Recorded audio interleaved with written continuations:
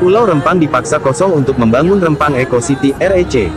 Ini adalah proyek milik PT MEG yang bekerja sama dengan investor China. Proyek REC akan dibangun di atas lahan seluas 17.000 hektar. BP Batam sudah menerbitkan hak pengelolaan lahan (HPL) kepada PT MEG.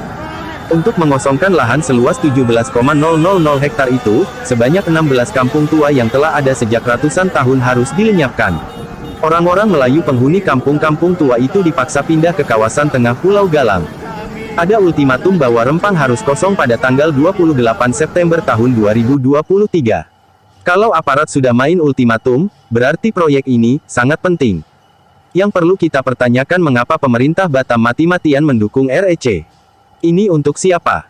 Sangat jelas REC bukan untuk rakyat kecil. Rakyat kecil hanya kebagian tindakan penggusuran. Mereka hanya menjadi objek pengusiran. Proyek besar ini pastilah menjadi sumber uang besar bagi para pemegang kekuasaan. Di lingkungan BP Batam banyak pemegang kekuasaan yang diperlukan oleh REC. Tidak hanya BP Batam, para pemegang kekuasaan di tingkat pusat juga berperan. Banyak yang ikut menyukseskan proyek yang bernilai puluhan triliun ini, termasuk penguasa Polri, TNI, Satpol PP, dan pihak-pihak lain. Tidak mudah mengerahkan aparat gabungan dalam suatu operasi besar semisal penyerbuan penduduk Rempang. Logistiknya besar, termasuk untuk menurunkan pasukan bersenjata lengkap. Ada Panzer Brimob, kendaraan taktis, kendaraan gas air mata, dan perangkat keras lainnya. Rempang seluas 17.000 hektar dengan masa perjanjian selama 80 tahun yang terdiri dari area KPBPB Batam, area non KPBPB Batam, dan area perairan laut. Adapun luasan Pulau Rempang yang terdiri dari lingkup KPBPB yaitu Pulau Rempang.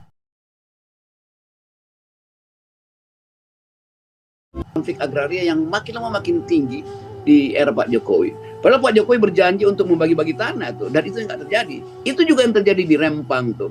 Rempang adalah wilayah yang sebelum Indonesia merdeka udah dihuni oleh masyarakat Melayu.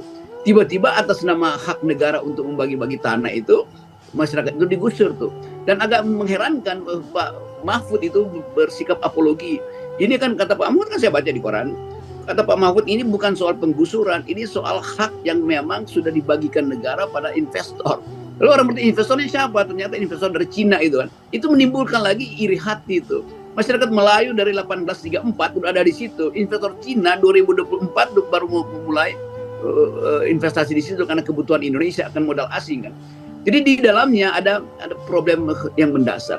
Ini komunitas yang udah jadi. Kalau bilang itu merampas hak investor, itu negara harus kembalikan pada investor. Loh di situ ada sekolah. Sekolah itu artinya negara menyetujui ada komunitas di situ kan. Anak-anak itu justru yang berhak untuk meneruskan hak mereka belajar dengan tenang di Rempang, bukan investor.